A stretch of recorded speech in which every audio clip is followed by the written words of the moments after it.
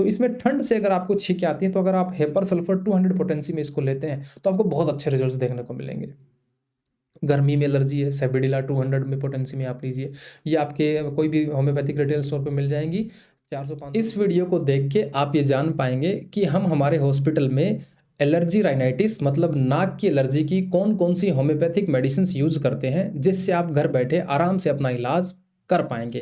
तो इस वीडियो में टोटल मैं ये पॉइंट्स डिस्कस करने वाला हूँ। एलर्जी राइनाइटिस क्या होती है, इसके कारण, इसके लक्षण और ट्रिगर पॉइंट्स, और साथ में मेडिसिन के नाम बताने वाला हूँ। तो एलर्जी राइनाइटिस क्या है? छींकें आना एक नॉर्मल प्रक्रिया है। आप और हमको छींकें एक दो आती रहती हैं, लेकिन 10-15 छींकें एक साथ एक अटैक में आना, इसी को हम एलर्जी राइनाइटिस मतलब नाक की एलर्जी कहते हैं। आँख में पानी नॉर्मली थोड़ा बहुत आता है, लेकिन एक अटैक के रूप में ज़्यादा पानी एक साथ आना, नाक में पानी ज़्यादा एक साथ आना, एक लिमिट से ज़्यादा आना, ये हमारा एलर्जी राइनाइटिस कहलाता है। एलर्जी होने के कारण क्या है? कॉज ऑफ एलर्जी राइनाइटिस, इसको आप ऐसे समझिए कि भारत देश की एक इंडियन आर्मी है। जैसे ही कोई भारत देश की बाउंड्री के अंदर कोई भी टेररिस्ट आतंकवादी घुसता है, तो आर्मी एक्टिवेट होकर उस टेररिस्ट को खत्म करने के प्रयास करती है। ठीक वैसे ही हमारे शरीर में कोई भी बैक्टीरिया, कोई भी वायरस, कोई भी आतंकवादी घुसता है, तो हमारे शरीर का जो डिफेंस सिस्टम है, एंटीबॉडीज है या इम्यून सिस्टम है, वो उस वायरस को खत्म करने के प्रयास में लग जाता है। और ये एक साधारण प्रक्रिया है। लेकिन जब हम सांस लेते हैं, तो कुछ धूल मिट्टी के कण हमारे शरीर में, हमारे आँख के संपर्क में आते हैं, तो हमारे इम्यून सिस्टम को लगता है कि ये भी एक वायरस है, ये भी एक बैक्टीरिया है, जबकि एक्चुअली में ये धूल के कण हमारे शरीर के लिए हानिकारक नहीं होते हैं। लेकिन हमारे इम्यून सिस्टम का वे ऑफ वर्किंग खराब हो जाता है, जिसके कारण धूल के कणों को वायरस या बैक्टीरिया समझ के ओवर रिएक्ट करने लग जाता है। मतलब हमारी इंडियन आर्मी एक्टिवेट हो गई, बिना आतंकवादी घुसे गलियों में फायर करने लग गई। तो उससे क्या हुआ कि जो धूल मिट्टी के कण जिनको वायरस समझ रखा है, इम्यून सिस्टम उनको बाहर निकालता है। वो नाक के थ्रू, नाक के पानी के थ्रू, या फिर आँख के पानी के थ्रू, या छींकों के थ्रू उसको बाहर निकालने का प्रयास करता है, जिसको हम एलर्जिक राइनाइटिस कहते हैं। इस पूरी प्रोसेस में ये जो रिएक्शन हुआ, ओवर रिएक्शन हुआ, इसके अंदर एक केमिकल प्रोड्यूस होता है जिसका नाम होता है हिस्टामिन। और इस पूरी प्रोसेस को हम कहते हैं एंटीजन एंटीबॉडी रिएक्शन कहते हैं। तो ये इस एलर्जी होने का बेसिक कारण है।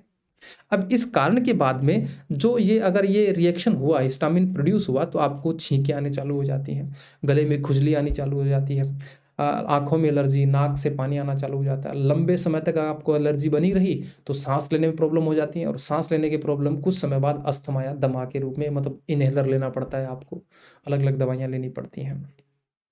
नेक्स्ट आता है जी, कौन कौन से वो काम हैं जिनकी वजह से एलर्जी एकदम से आपको ज़्यादा हो जाती है। जैसे सुबह सुबह उठते हैं तो एकदम से आपको छींकें ज़्यादा आती हैं, किसी पर्टिकुलर मौसम में आपको छींकें एलर्जी ज़्यादा होती है।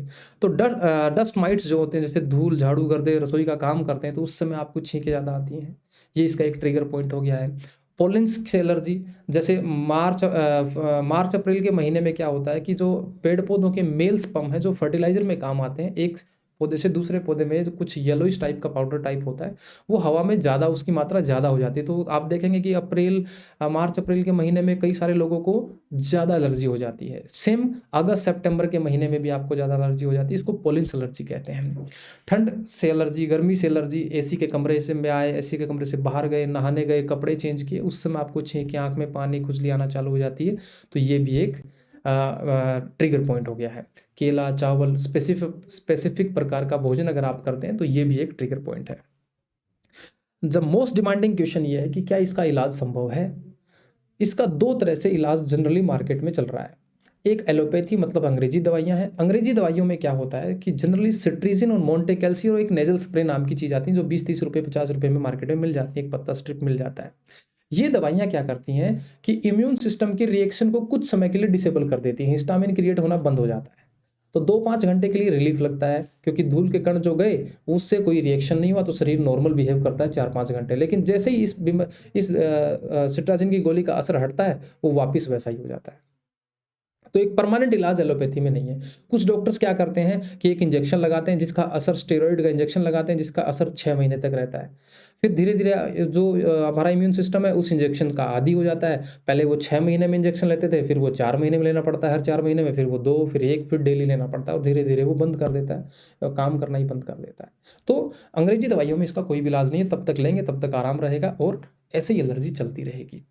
दूसरा इलाज आता है जो होम्योपैथिक दवाइयाँ आती हैं, तो इसमें ठंड से अगर आपको छींकें आती हैं, तो अगर आप हेपर सल्फर 200 पोटेंसी में इसको लेते हैं, तो आपको बहुत अच्छे रिजल्ट्स देखने को मिलेंगे।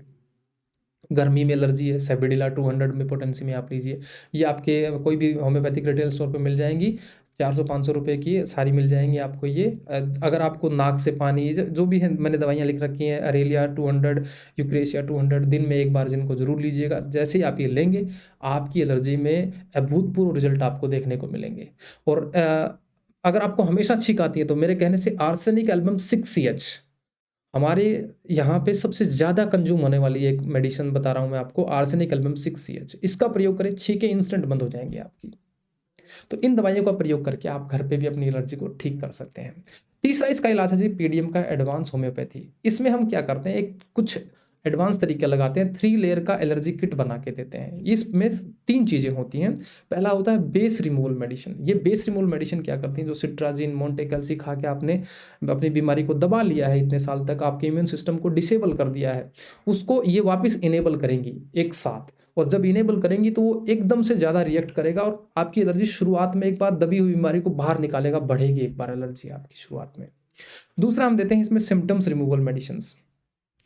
ये जो मेडिसिन्स हैं, इनकी पोटेंसी हम यूज़ करते हैं 6CH से लेके 10 MCM तक की पोटेंसी यूज़ करते हैं, लेकिन ये एक जो हमारे पेशेंट्स हैं उनको कस्टमाइज़ बना के दिया जाता है, मतलब सभी के लिए एक जैसा नहीं होता।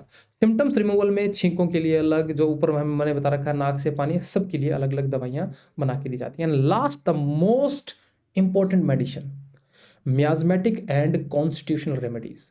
ये मेडिसिन्स क्या करती हैं, ये दिमाग में इम्यून सिस्टम को ये सिग्नल देती हैं कि धूल जो मिट्टी है, वो एक वायरस या बैक्टीरिया नहीं है, वो एक धूल मिट्टी ही है।